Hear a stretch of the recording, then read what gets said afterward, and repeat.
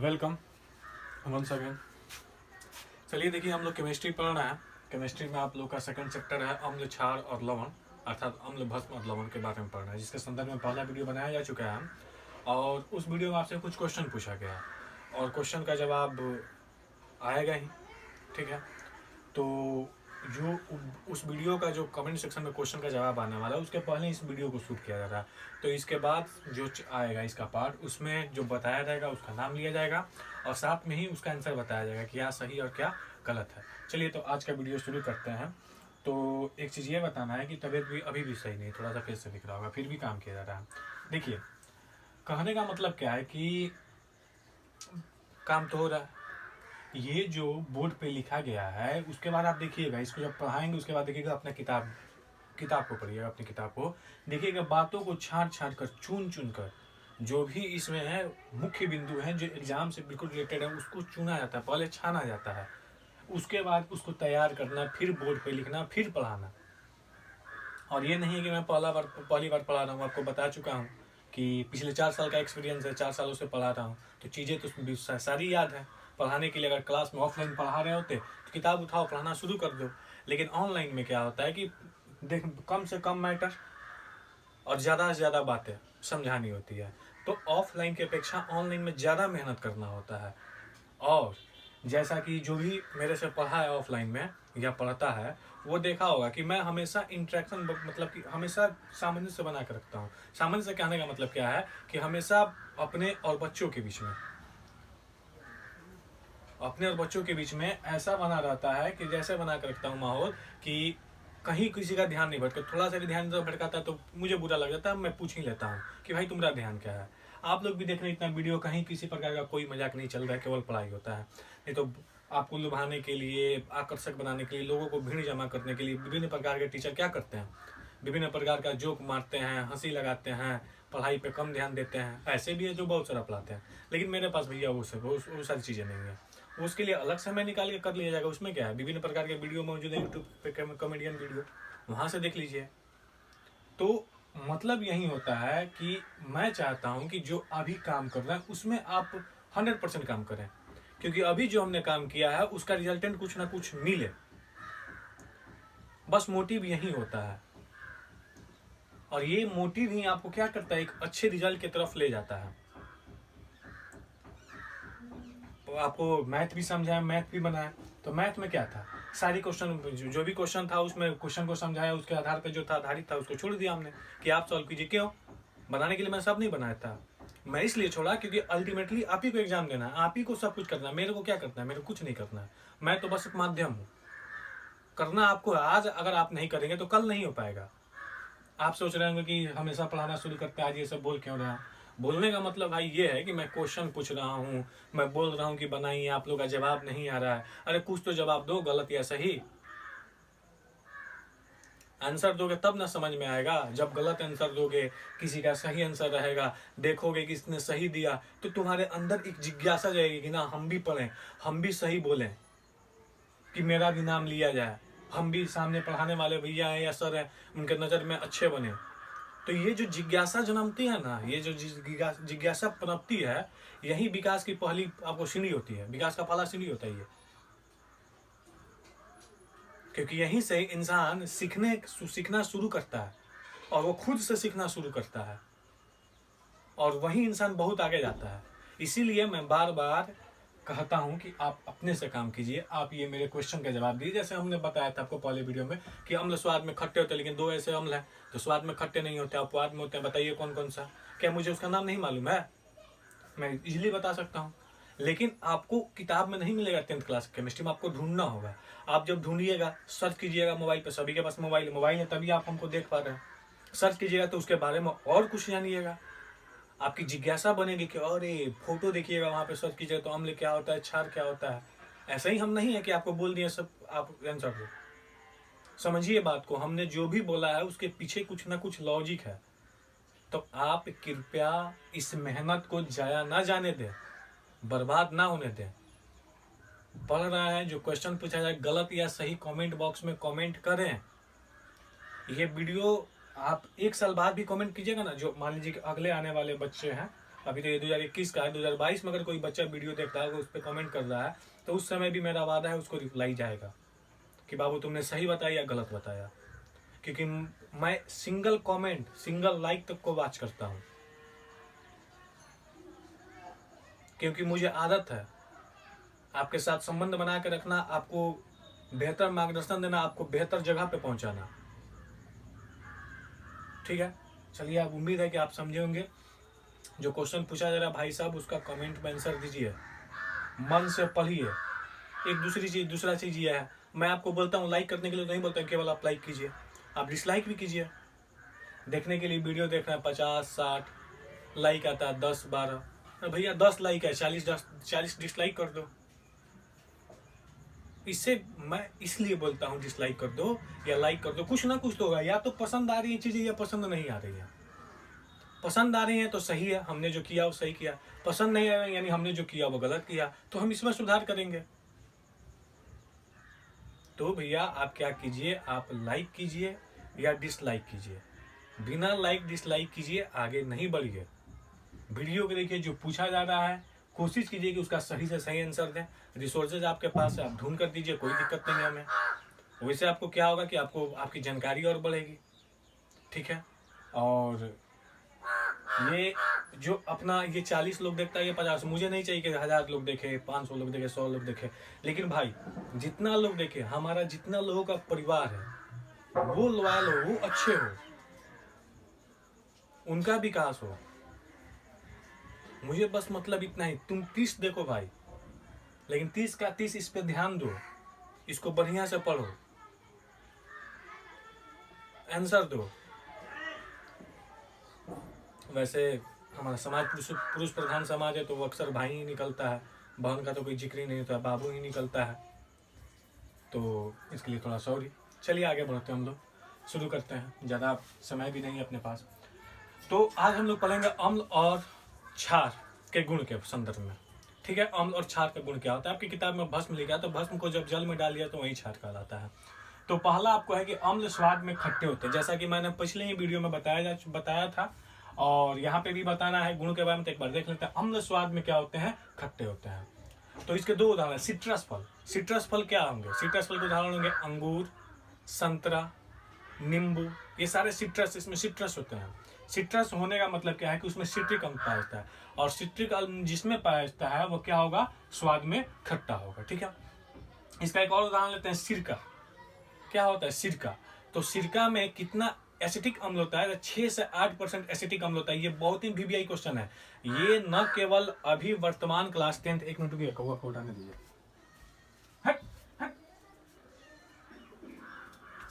Sorry, ये न केवल अभी वर्तमान 10th क्लास के लिए, आपके आगामी आने वाले जीवन में आप कॉम्पिटिटिव एग्जाम के छात्र बनते तो वहां भी आपको इसका उपयोग होगा। ये जितनी बातें इसमें लिखी होंगी, वो सारी चीजें आपके लिए यूजफुल है। तो सिरका में क्या होता है, 6 से 8% एसिटिक अम्ल होता है। ठीक है, और सिरका का उपयोग क्या किया जाता है, ये भी एक प्रकार का अम्ल है। इसका उपयोग किया जाता है अचार के रक्षक में, यानी अचार को खराब होने से बचाने के लिए किसका प्रयोग किया जाता है, सिरका का प्रयोग किया जाता है। ये दोनों क्या है, अम्ल है। अम्ल क्या होता है, स्वाद में जी खट्टे होते हैं। ठीक है, फिर आगे बढ़ते हैं। हमने क्या बोला कि अम्ल और क्षार के गुण के बारे में पढ़ रहे हैं। तो अम्ल का स्वाद हो गया था। दूसरा क्या बताया था आपको पहले वाले वीडियो में, कि क्षार का स्वाद क्या होता है, कड़वा होता है। भस्म, यानी भस्म क्या, जब जल में मिला देंगे भस्म को तो क्षार कहलाएगा। भस्म स्वाद में कड़वा होता है, एग्जाम्पल खाने वाला सोडा। ठीक है, तो ये पहला हो गया कि स्वाद के रूप में चेक करते हैं कि अम्ल स्वाद में क्या होता है। तो अम्ल स्वाद में क्या होता है, बोलो, खट्टा। और भस्म क्या होता है, स्वाद में कड़वा। जैसे अम्ल, अगर आप नींबू खाते हैं या संतरा खाते हैं खाने में ना, एकदम मुंह बना लेते हैं, जब वही कड़वा रहेगा, ऐसे ऐसे नाक ऊपर चढ़ जाता है कड़वा में। खट्टा पे क्या होता है, ये जीभ ऐसे ऊपर तालू पर टनाक दे मारता है, एकदम ये चीज़ा हो जाता है। ठीक है, चलिए अब दूसरा बोलते हैं कि अम्ल, विषैले और तीव्रनाशक। ठीक है, बात करते हैं कुछ अम्ल और क्षार क्या होते हैं, विषैले होते हैं, तीव्रनाशक यानी संक्षारक होते हैं। ठीक है, तो आइए बात करते हैं। जैसे देखिए, पहला है विषैले अम्ल में कार्बोलिक अम्ल, जिसे आप फिनॉल भी कहते हैं। फिनॉल क्या होता है, फिनॉल का ऐसा स्ट्रक्चर होता है जी, इस पे OH फंक्शनल ग्रुप रहेगा। क्या रहेगा, देखिए आपको बना देते हैं, या छोड़िए आपके, यही आपका होता है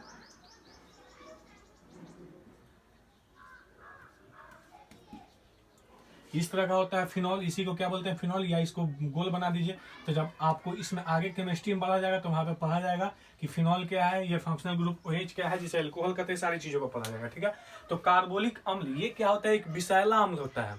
इसका उपयोग कहाँ पे किया जाता है, तो इसका उपयोग किया जाता है सांप को भगाने में। अभी आपको केवल मेरे को सुनना है और बस ध्यान से सुनना है, चीजें याद हो जाएंगी। ठीक है, तो ये कार्बोलिक अम्ल क्या होता है, विषैला होता है। इसका उपयोग कहाँ करते हैं, सांप को भगाने में करते हैं। ठीक है, लेकिन यहाँ पे आप देखिएगा क्रॉस का चिन्ह दिया गया। क्रॉस का चिन्ह का मतलब ये नहीं है कि सांप को भगाने में उपयोग नहीं होता है। इसका उपयोग होता है सांप को भगाने में, सांप यानी करने मतलब स्नेक। तो लेकिन इसका उपयोग हमें नहीं करना है। आप कहिएगा क्यों नहीं करना है, तो इसलिए नहीं करना है भैया कि जो कार्बोलिक अम्ल होता है, इसका जब स्प्रे करते हैं सांप के, जब पूरे स्किन पे जब इसका स्प्रे पड़ता है, जहां पड़ेगा तो वो सांप का क्या होता है, स्किन जलने लगता है। जलने लगता है, वहां पे विभिन्न प्रकार के घाव उत्पन्न होते हैं। ठीक है, अब तो सांप के उस स्किन जलने लगा, उस पे घाव उत्पन्न हुआ तो सांप तो भाग जाएगा। लेकिन उसका दिक्कत क्या होता है कि सांप कोल्ड ब्लडेड होता है, जिस वजह से जो भी कोल्ड ब्लडेड उनका रक्त क्या होता है, स्वाद में मीठा होता है, यानी उनका रक्त मीठा होता है। जब उनका चर्म जलने लगता है और उनके चर्म पे घाव निकलते हैं, तो घाव निकलेंगे तो ऑब्वियस है कि वहां से क्या निकलेगा, रक्त का स्राव होगा।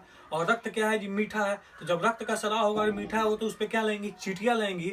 और ये चींटियां इतनी भयानक तरह से लगती हैं कि उस सांप को क्या होता है, अंततोगत्वा अपनी जान से हाथ धोना पड़ता है, यानी सांप मर जाता है।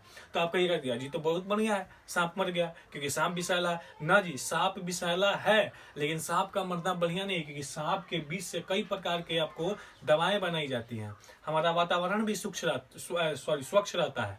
ठीक है, सांप का भी देखिए, इस वातावरण में हर एक जीवन का अपना अलग सिग्निफिकेंस, अपना अलग महत्व है। ठीक है, आपको इससे असुरक्षा या दिक्कत या आपको मतलब असुरक्षा ही कर लीजिए, तभी होगा जब क्या होगा कि आप इसको छेड़ते हैं। कई बार होता है कि अनजाने में भी आप इसके साथ टकरा गए हैं, तो ये जानवर इसके पास दिमाग नहीं है, तो ये आपको डस ही लेगा। तो इसका मतलब ये नहीं कि आप इसको मार दीजिए। तो कहिएगा फिर कैसा ही, सांप को तो भगाना है, क्योंकि किसी ना किसी प्रकार से अंधेरे में देख लिए तो भैया दिक्कत हो जाएगा, काट लेगा तो हमारी तो अपना, हम तो अपनी जान से हाथ धो लिए। ठीक है, मेरा भी आपका कह रहे हैं कि हर एक जीवन का सिग्निफिकेंस होता है, मेरे भी जीवन का सिग्निफिकेंस है। उसमें भी हम परिवार वाले हैं, तो परिवार वाले के हिसाब से मेरे बच्चे और पत्नी के लिए भी अपना जीवन का सिग्निफिकेंस है, माता पिता के लिए है, तो है भैया।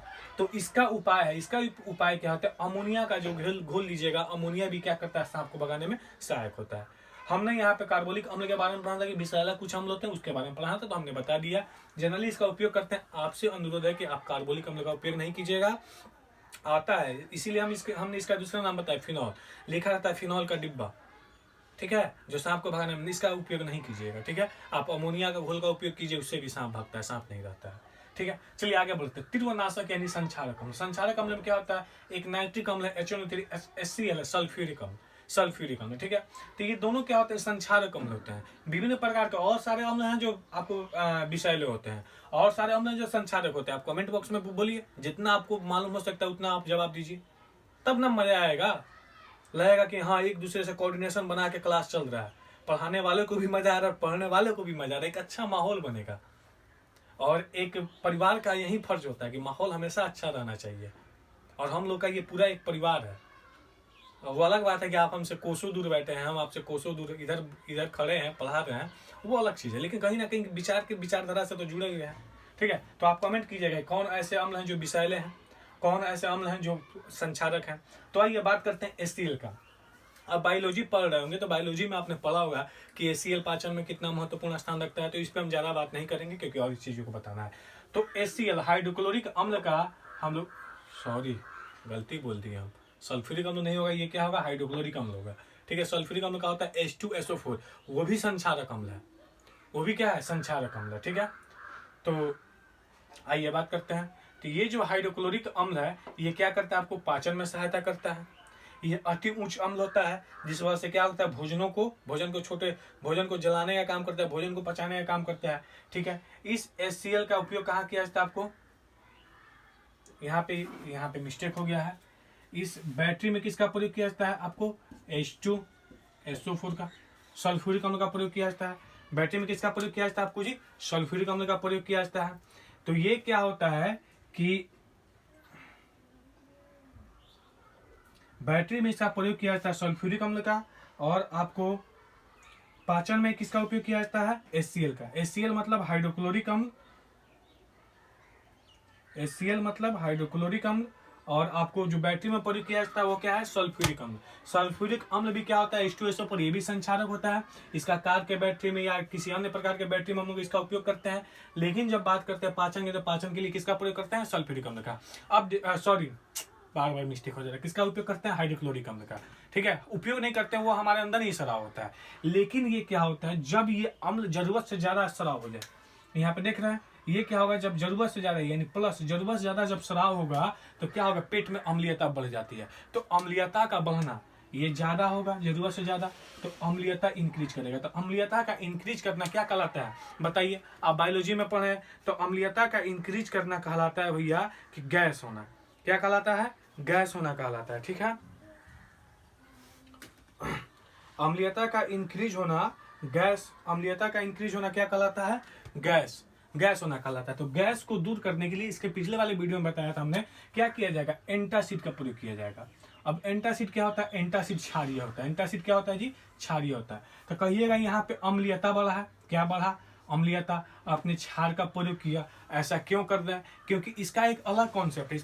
इसका अलग कॉन्सेप्ट क्या है कि जब अम्ल क्षार से अभिक्रिया करता है तो ना क्षार का अपना गुण रहता है, ना अम्ल का अपना गुण रहता है। एक नए पदार्थ का निर्माण होता है जिसे हम लोग लवण कहते हैं। इसके बारे में बहुत ही अच्छे ढंग से पढ़ना है, हम लोग पढ़ेंगे नेक्स्ट वीडियो में। ठीक है, तो कहने का मतलब क्या है, क्षारीय का भी आपको थोड़ा बस याद रखना है। जब ये चीजें समाप्त हो जाएंगी तो आपको लवण पढ़ाएंगे, आपको उस समय याद रखने से सब कुछ समझ में आ जाएगा। ठीक है, तो जब ज्यादा HCl का सराव होगा तो अम्लीयता हो जाएगी। जब अम्लीयता ज्यादा होगी तो उसका नाम क्या होता है? गैस। तो गैस को खत्म करने के लिए क्या करते हैं? एंटासिड का प्रयोग करते हैं। एंटासिड क्या होता है? क्षारीय होता है। क्षारीय का प्रयोग इसलिए करते हैं क्योंकि क्षारीय अम्लीयता से अभिक्रिया करके उसके प्रभाव को कम कर देगा। कम कर देगा तो गैस खत्म हो जाएगा, पेट का दर्द खत्म हो जाएगा। इसके लिए आप गोली का यूज करते हैं, पेंटेप DSR, पेंटेफ्लाजोल। ठीक है, और एसिलॉक, ओसिड, बहुत प्रकार का दवा है। लेकिन कुछ घरेलू नुस्खे होते हैं, सोडियम बाइकार्बोनेट, मैग्नीशियम हाइड्रोक्साइड, ये सारे क्या होते हैं? ये घरेलू नुस्खे हैं। सोडियम बाइकार्बोनेट आप यूज कीजिएगा तो आपको क्या होगा? गैस नहीं होगा। गैस को जो हुआ रहेगा वो क्या होगा? समाप्ति हो जाएगा। ठीक है, अब बात करते हैं आपका टूथपेस्ट। टूथपेस्ट क्या होता है? जैसे यहाँ पे आपने क्षारीय प्रयोग किया, क्षारीय ने क्या किया? अम्लीयता को नष्ट कर दिया। टूथपेस्ट आपका क्षारीय होता है। टूथपेस्ट क्या होता है? क्षारीय होता है। जब सुबह सुबह उठते हैं तो टूथपेस्ट क्या करते हैं? ब्रश करते हैं।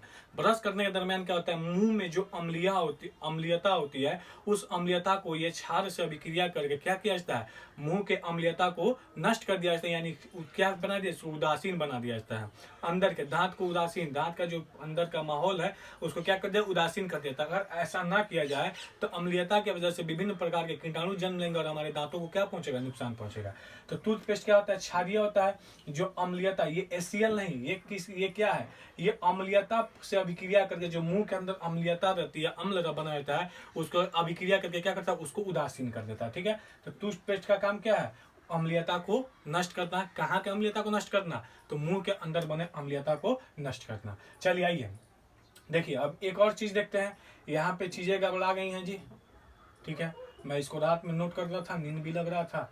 तो आइए देखते हैं, यहाँ पे एक और बड़ा पॉइंट देखते हैं। बड़ा पॉइंट क्या देखते हैं कि जो हमारा शुक्र ग्रह है, कौन सा ग्रह है जी?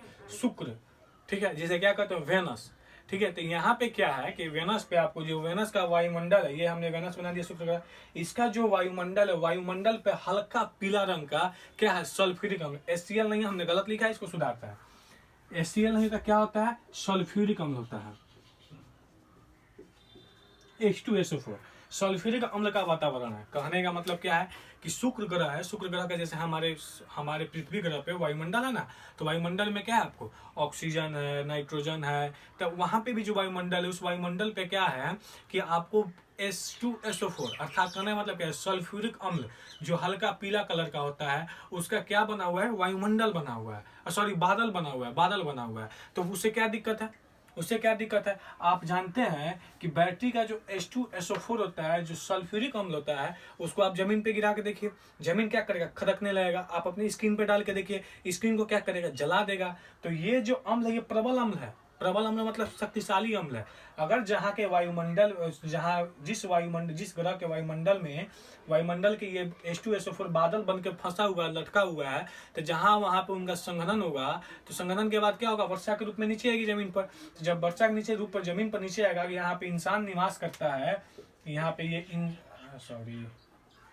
और यहाँ पे कोई व्यक्ति है, तो इसकी स्किन पे पड़ेगा तो क्या होगा बताइए आप, विभिन्न प्रकार का चर्म रोग उत्पन्न होगा। इसीलिए यहाँ पे कहा जाता है कि शुक्र पर जीवन संभव नहीं है, क्योंकि यहाँ क्या है कि शुक्र के वायुमंडल में H2SO4, पीले कलर का H2SO4 का बादल बना हुआ है, जो समय पड़ने पर क्या करेगा कि एक समय आने पे वह वर्षा के रूप में नीचे गिरेगा, और जब वर्षा जल के रूप में नीचे गिरेगा, अगर ऐसा ही परिस्थितियां हमारे पर उत्पन्न हो जाती हैं, तो अगर जब आप जीवन है तो वहाँ पे जल और वायु का होना आवश्यक है।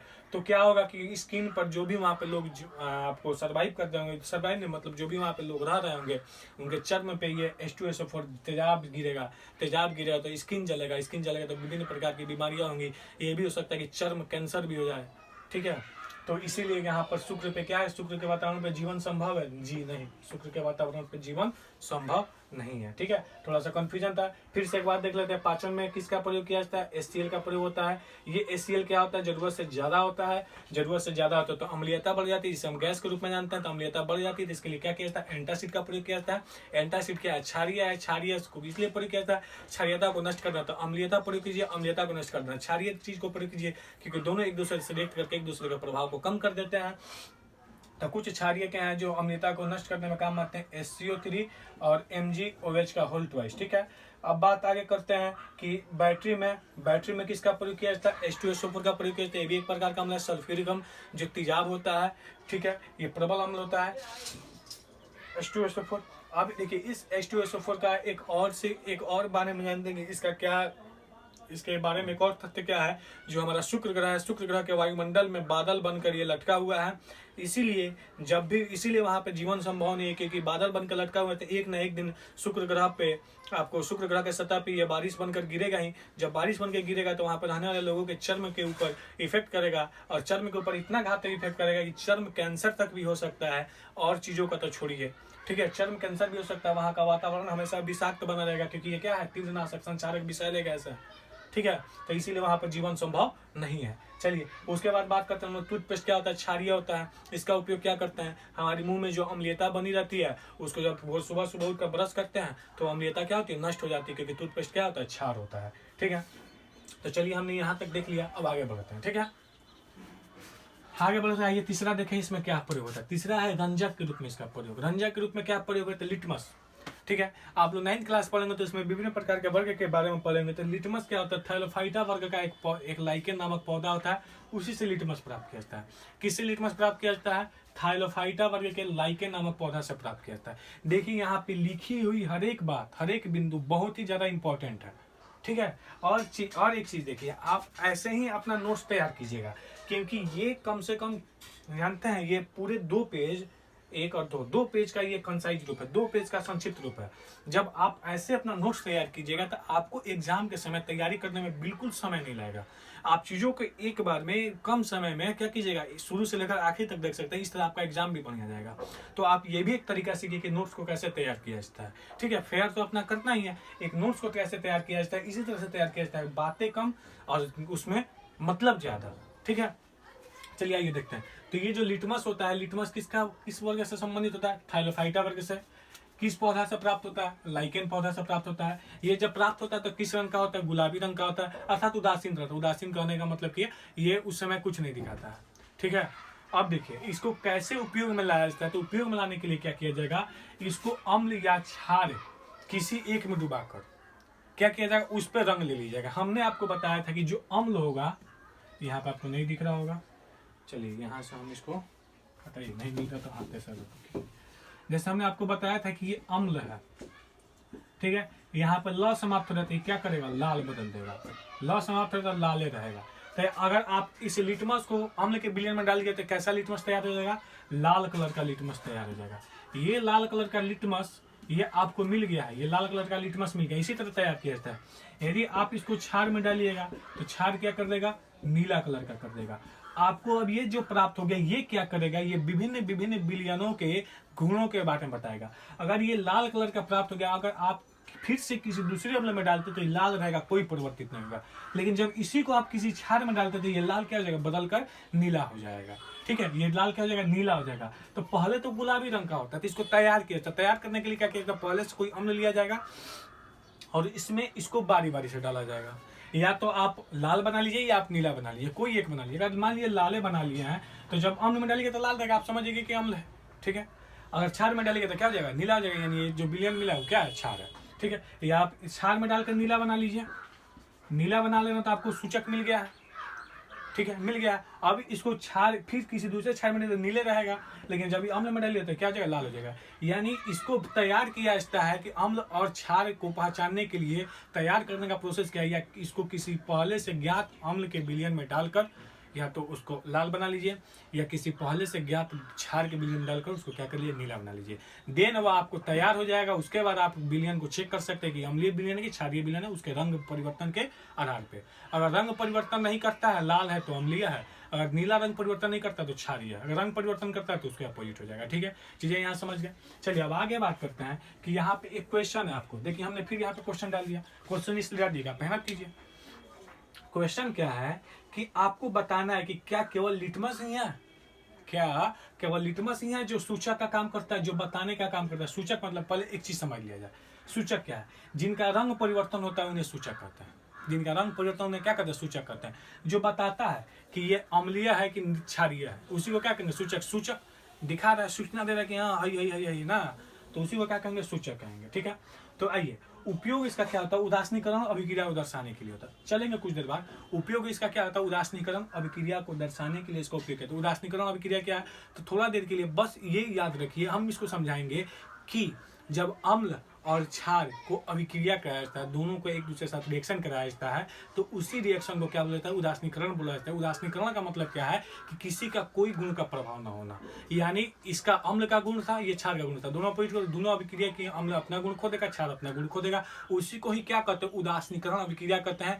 ये किससे संबंधित है, लवण से संबंधित है। लवण के आते ही इसको बेहतर तरीका से पढ़ा जाएगा। ठीक है, तो ये उदासीनीकरण अभिक्रिया को दर्शाता है। अगर उदासीनीकरण अभिक्रिया तो कोई प्रभाव नहीं पड़ेगा। ठीक है, तो इसी को सूचक का परिचय है। सूचक आपको बताने क्या कोई और सा सूचक है, कोई और सूचक है जिसका इस्तेमाल किया जाता है आपको अम्ल क्षार पहचानने में। ठीक है, आपको कमेंट बॉक्स में जवाब देना है। चलिए इतना चीज हो गया। अब चलिए यहाँ से देखिए, और विभिन्न प्रकार के कुछ सूचक हैं, विभिन्न प्रकार के फल पाए, जैसे इमली में कौन सा अम्ल पाया जाता है, टार्टरिक अम्ल पाया जाता है। ठीक है, तो इनका जो आपको आपके पास सभी के पास किताब होगा, नहीं हुआ तो हम ये वीडियो के लास्ट में क्या करेंगे, 2 पेज डाल देंगे, आप उसको देख लीजिएगा और याद कर लीजिएगा स्क्रीनशॉट लेकर। ठीक है, यहाँ पे लिखना संभव नहीं है क्योंकि लिखने में ज्यादा समय लगेगा। अब आइए इसका चौथा प्रयोग देखते हैं। चौथा प्रयोग क्या देखते हैं, धातु के साथ अभिक्रिया। आपको पहले वीडियो में बताया जा चुका परिभाषा में, धातु के साथ अभिक्रिया क्या कहता है भैया, कौन सा गैस देगा, हाइड्रोजन गैस देगा।